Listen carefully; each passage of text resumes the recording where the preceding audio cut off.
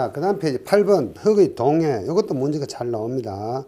기사, 산업기사 자주 나오는 문제죠. 그래서 일단 여러분들은 이 동상현상의 정의를 암기하셔야 됩니다.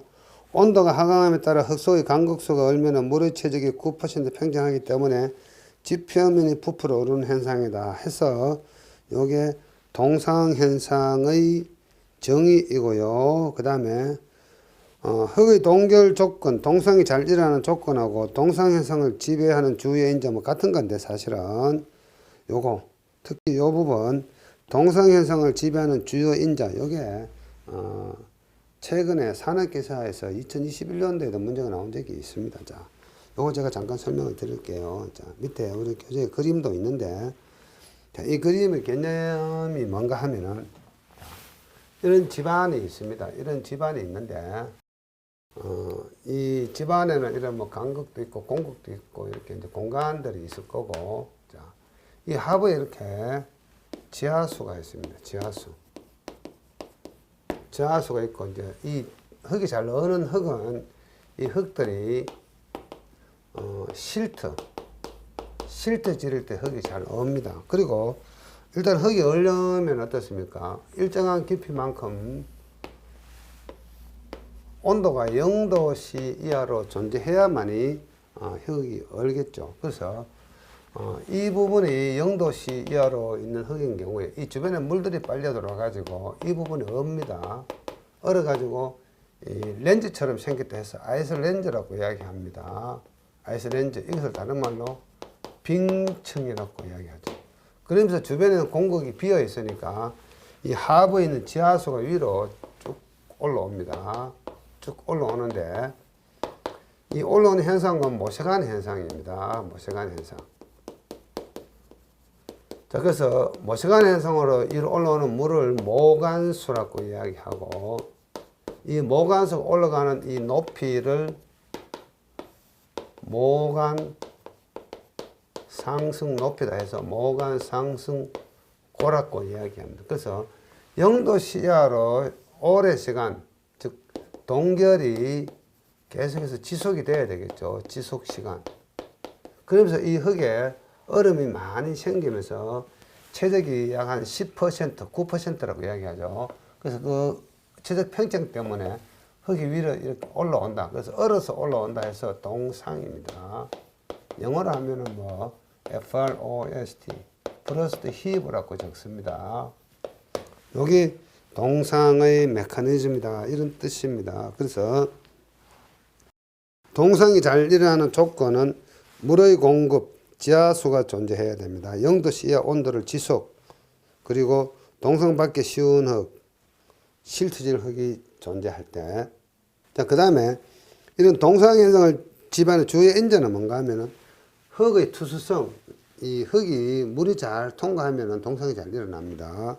지하수의 높이, 이 지하수가 얼마나 높으냐, 이 지하수가 얼마나 높으냐, 그리고 모관 상승구의 크기, 모세관 자격이 얼마나 높이 올라가느냐, 그 다음에 동길 온도, 0도씨가 얼마나 오랫동안 지속이 되느냐, 요 네 가지가 동상현상을 지배하는 주요 인자입니다. 그래서 위에 있는 흙의 동결 조건하고 동상현상을 지배하는 주요 인자, 여기에 가끔씩 문제가 나오니까 암기를 하셔야 됩니다.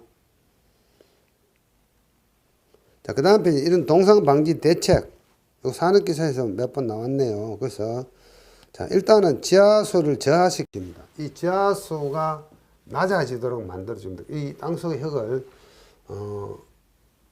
어떤 배수 장치를 해가지고 이 물을 배수시키는 장치, 배수구.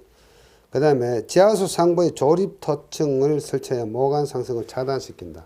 자, 여기에다가 지하수 위에다가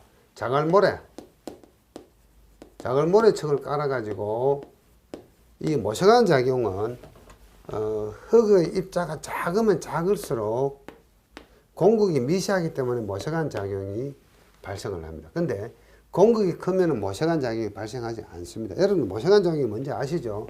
자, 이런 어떤 비커 속에 물을 담아 놓고 여기에다가 아주 얇은 유리관을 꽂아주면 어떻습니까?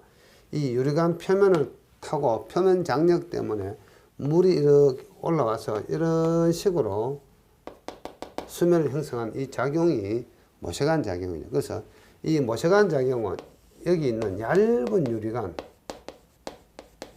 유리관이어야 합니다.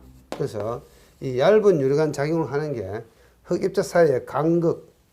그래서 입자가 작으면 작을수록 간극이 아주 얇아지겠죠. 그래서 모세관 작용이 생기는 겁니다. 그래서 간극이 큰 모래와 자갈층, 즉 조립층을 시공을 하면은 간극이 크기 때문에 모세관 작용이 차단이 되는 거죠. 그래서 지하수가 위로 올라오질 않습니다. 그래서 대책이 되는 거고, 그 다음에 지표면 부분의 단열 제로.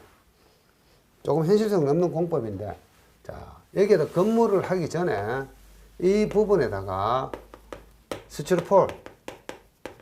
스티로폼을 깔아주면은 이 하부가 0도씨로 존재하지 않겠죠. 그래서 그것을 우리는 열을 차단하는 단열 제로라고 이야기합니다.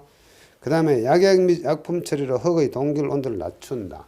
자, 이 속에다가 우리가 시멘트 계열의 어떤 화학 성분이 뭔가 하면 CaO입니다. CaO, 시멘트, 석회석.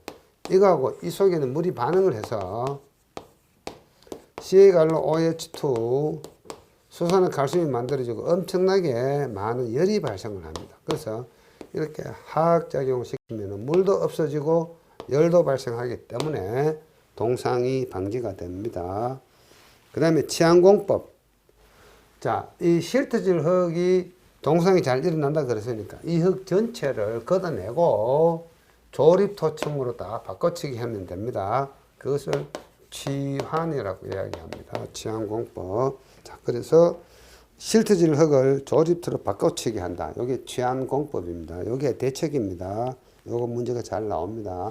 잘 이해가 안 되시면 그냥 암기해서라도 여러분들이 문제 답을 찾으셔야 됩니다.